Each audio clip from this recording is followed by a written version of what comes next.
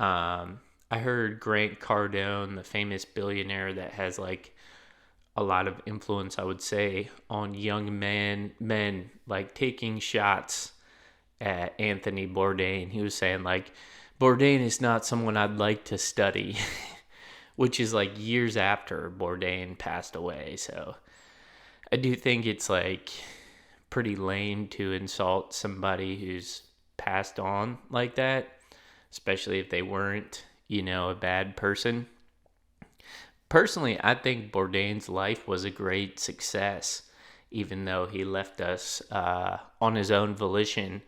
I think he opened Americans' eyes to the wider world in a major way.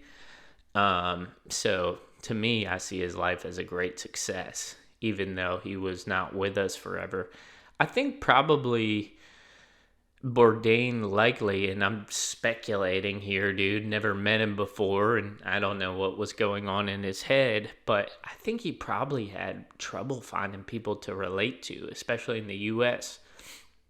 Yeah, I've been to 18 countries myself, been lucky enough to visit those places, and I think it's like 5 or 10% of the population, maybe 5% of the U.S. population that's like traveled that widely. And obviously, I think Bourdain had been to a lot more places than that. So he had left his bubble many different times.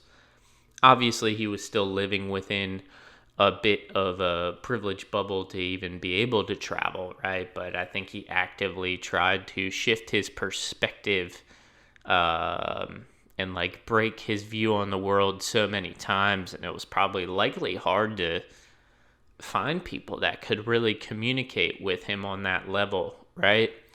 And I think that sometimes those existential questions, when someone's having a bit of an existential crisis, um, whether they're depressed around those things, like the more complex the existential crisis, the more challenging it is to find someone that can help you reframe that, man. So I have ultimate empathy, dude, for Bourdain. Super, super grateful for him. And obviously, he lives on through his life's work.